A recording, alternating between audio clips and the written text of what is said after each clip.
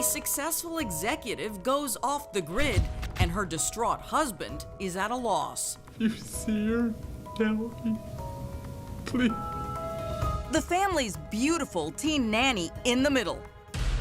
The venom just began spewing out of her mouth. Then, the most gruesome discovery of all. Tara Grant was a beautiful and smart small-town girl with big city dreams. In the corporate world, she kept moving up the ladder. She was a perfectionist. But according to some, that perfectionist married her opposite, odd and awkward Stephen Grant. He was the guy that you thought would grow up and rob a liquor store and leave his name tag on, and you'd see him on The Stupidest Criminals. Steve wasn't the most popular kid in the world. He wasn't the best looking. And so I guess when I saw his wife, I was like, wow, good job, Steve. I never thought you would get someone like Tara. Snagging Tara was a real coup for Stephen. Tara's success allowed them to have a very successful life. They lived in a really nice neighborhood. They drove new cars. Their children attended a private school. But with those successes came some sacrifices. Tara was working in San Juan and working Monday through Friday, and then she would jump on a jet Friday afternoon and go back to Detroit and spend the weekend, and then boom, back on the plane on Monday to her work life. While Tara was excelling at her job in sun-soaked San Juan, Puerto Rico, Stephen, who had dreamed of working in politics, was holding down the fort at home as a soccer coach and self-proclaimed Mr. Mom to their two small children. Stephen Grant loved taking care of his children. He was extremely present in their day-to-day lives. They seemed to be making it work, but were they really? Their public face of this couple seemed a lot more normal than what might have been simmering inside those doors. What was simmering was heading toward a rapid boil. And it was Stephen's growing resentment that was fanning the flames. I think that on some level, her ascension and his flatline, being, left there with the kids, I think in the back of his mind, he certainly felt maybe a little bit emasculated by that. So they fought, and Stephen sought the attention of another. Steve had a girlfriend before he met Tara, and they had reconnected. He was looking for someone to make him feel wanted. Maybe several someones. It seemed like he was also taking a fancy to the family's beautiful 18-year-old nanny, Verena. The Grants had employed a German au pair who lived in their home to take care of their children. Stephen began to talk to her because she was the only person in the home with him, while Tara was working. And then their conversations turned sexual. He told her bluntly that he would like to sleep with her. Was it just flirting, or did things become physical? Reportedly, a very jealous Stephen suspected Tara had someone on the side herself. He found some things on her computer about a previous relationship, and it looked like that this relationship had been rekindled. And he believed an affair with her boss was making Tara's weekly island getaways less work, more pleasure.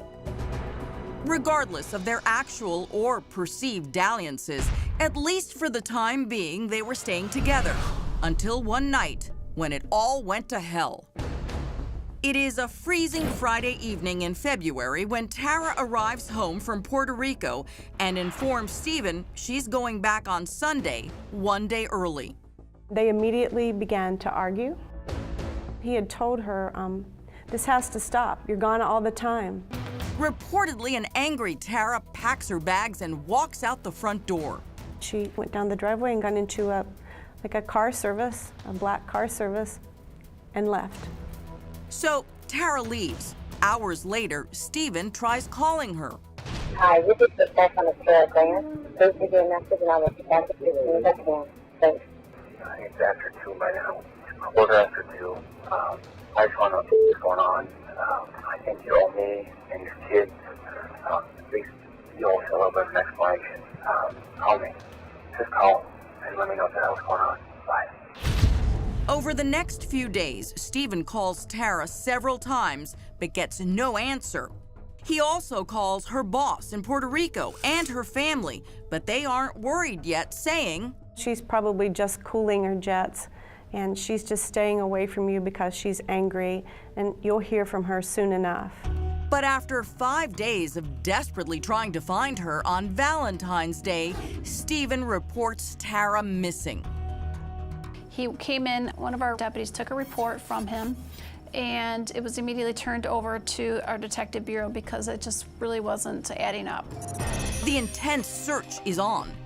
It was a big deal because, frankly, attractive, well-educated executives didn't go missing in the Detroit suburbs. High-powered, globe-trotting executive and mother of 2, Tara Grant is gone. Where they lived, people did not just poof, go away. Her husband, Stephen Grant, says after they argued one night, she left their suburban Detroit home and flew back early to her job in Puerto Rico. And he's been trying hard to find her for 5 days. I think you owe me and your kids, at least you owe us a little bit of an explanation. Call me. Just call and let me know what the hell's going on. Macomb County Sheriff's Detective Sergeant Pam McLean and her partner, Detective Brian Kozlowski, almost immediately believe something's amiss. When we first got to the house, Stephen's very nervous. He was very fidgety. He was trying to be overly cooperative. And the more questions we started asking him, the more nervous he became. But being nervous doesn't make someone guilty. And Tara is just missing. So detectives also look at others, wondering if another lover is connected to her disappearance. Or what about the nanny? The couple had been getting close in the days leading up to Tara's vanishing. Their relationship had began approximately 4 to 6 weeks prior to Tara's disappearance, and it was escalating quickly. The children were home sleeping the night their mother disappeared, but Verena was out. As the investigation continues, detectives are watching Stephen. We set up surveillance on him. We knew that something wasn't right, and we believed that he had something to do with it. In the meantime, Stephen is busy playing the distraught husband, I hope Tara walks in that door right there. becoming a regular on the evening news. If not, I hope my cell phone has 10 messages from her when I walk back into the room. Are people buying it?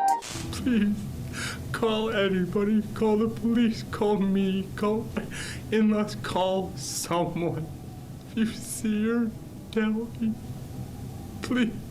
It wasn't Oscar-worthy performance. This is a guy who is now the star of the Stephen Grant show. Poor me. Detectives are watching and closing in, chipping away at Stephen's implausible story. We found out that she wasn't back in Puerto Rico. We had checked all the airlines. We knew her passport had not been used. We knew her credit card had not been used. And the cell phone records showed when her last call was made. Then investigators catch a break when a woman walking through a local park sees a baggie tucked into a tree filled with some questionable items. Gloves, the metal shavings, and blood that we later learned that it was in fact Tara's blood. A bombshell. Police arranged to have the rest of the park searched, at the same time staying on Stephen. At this point in time, Stephen had become somewhat uncooperative with us. All of our questions we had or anything had to go directly through an attorney. He had refused to take a polygraph for us. We had later learned that he had taken a private polygraph and that it came back as inconclusive. 3 weeks after Tara went missing, detectives get a search warrant for the Grant house. A knock at the door brings a team of investigators. He was there in the beginning of the search when we got there. Then Stephen asks if he can take the dog for a walk. He was then free to leave. He was not being detained by us at that time. As Stephen walks out of the house and into the cold winter night, the case takes a gruesome turn. We were all standing in the garage, and my partner noticed this bin, and it looked a little out of place. And he opened it up, and he could see that there was a lot of plastic in there, and he kind of poked at it, and he could feel a little give. And he's like, that does not feel right. Detectives cut open the plastic. What they find will sicken the most seasoned of investigators.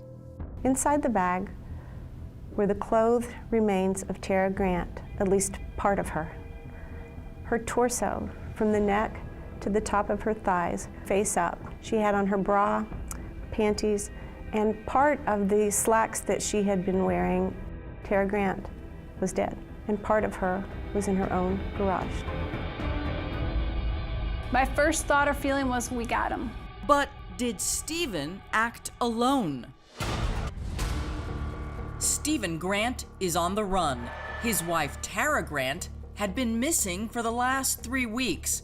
But that all changed when a search of the family home yields the most gruesome of discoveries: her torso. It was from her neck to her waist. Found in a bin right next to a tub of her kids' toys. He knew we were going to find it, and that's when he went on the run. The manhunt for Stephen Grant is on. The FBI is swarming the state, setting up a dragnet, a full-on search for him. A suicidal Stephen borrows a car from a friend and heads north into the frigid Michigan night. He makes this meandering trip all over the state of Michigan, and he remembers that he and Tara used to camp at the Wilderness State Park. As he makes his way there, Stephen arms himself with alcohol, pills, razor blades, and something else. He has purchased a toy gun, thinking that if he had a gun in his hand and he aimed it at police, they would shoot him. After driving for hours, a desperate Stephen makes some final calls and writes his 2 young children goodbye letters. He knew he wasn't going to win. He was right.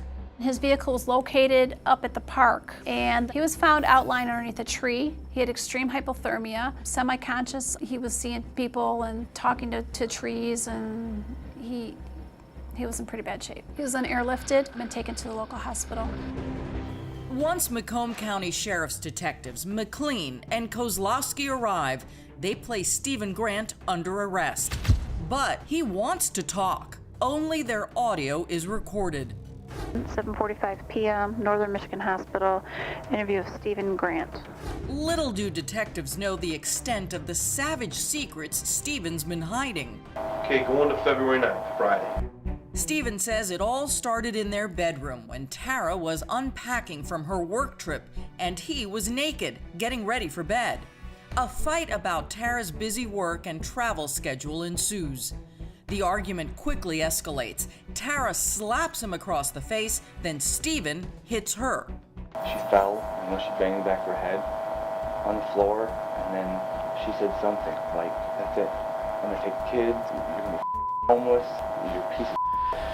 Enraged, Stephen does the unthinkable. And I choked her. I grabbed her neck and choked her. She finally grabbed my hand at one point, but it was too late. I couldn't stop her. I knew I was going to prison. I panicked. As Stephen continues to strangle Tara, She was looking into his eyes, and she was fighting with him, and he grabbed a piece of clothing and put it over her face so that he didn't have to see her while he was killing her. after more than 4 minutes of callously choking the life out of his wife, Tara Grant is dead. Then, with their small children sleeping just feet away, I wrapped something, a belt, around her neck. I think it was my brown leather belt. I knew I couldn't carry her, so I wrapped that around her neck and I used it to basically pull her down the stairs. Stephen, still naked, drags Tara's body into the freezing cold garage where he struggles getting her into the back of her own truck. And I dropped her. It was the most disgusting noise. It just sounded like dropping a watermelon on the cement. I knew then that I had killed her. Stephen eventually gets her into the SUV. He put it in the back of her SUV and shut the door and went back into his house.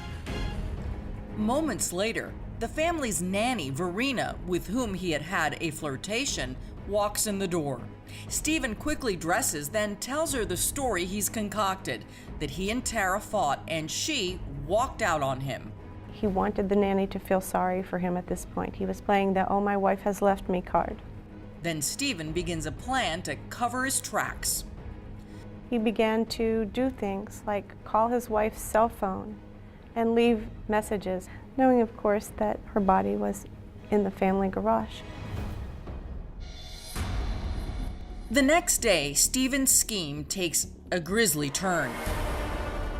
After saying goodbye to his kids, he drives Tara's car with her body in the back to his father's machine shop.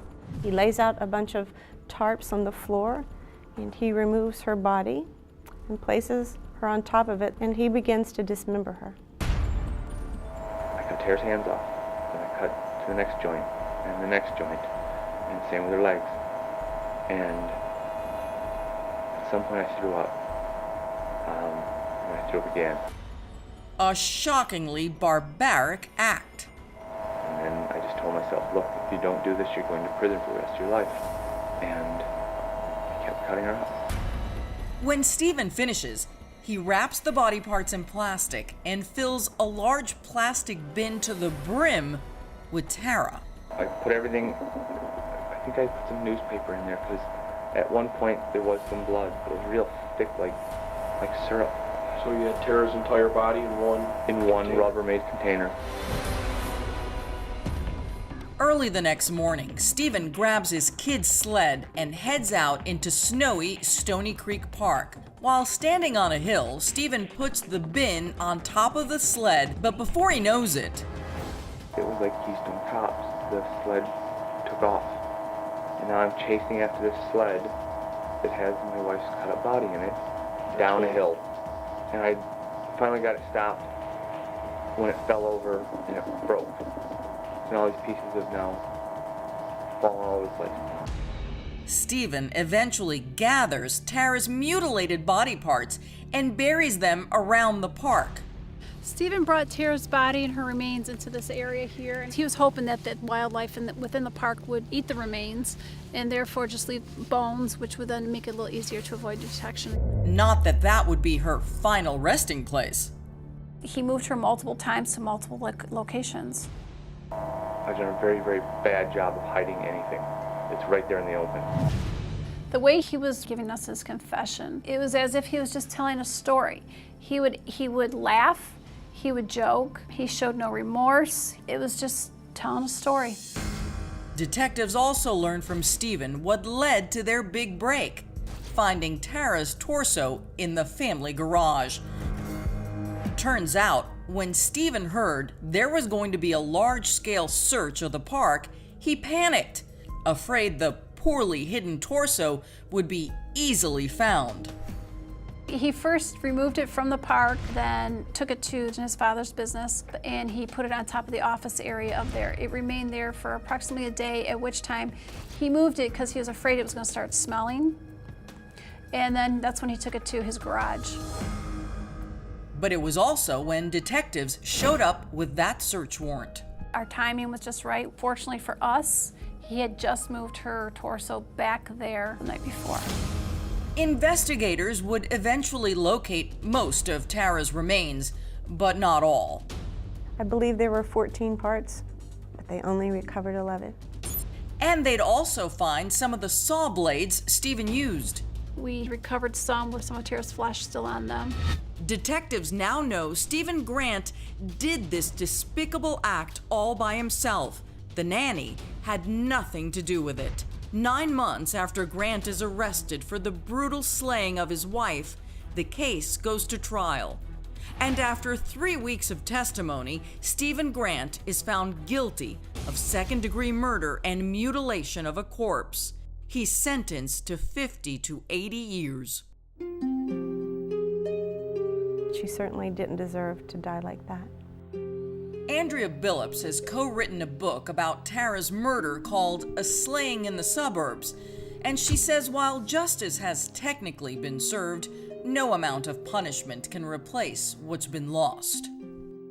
I think the great sadness of this case, obviously, was for these children who were 4 and 6 at the time this murder occurred. So now they'd lost their mother, and their father was going to prison for what certainly will amount to the rest of his life. It's just an enormous tragedy.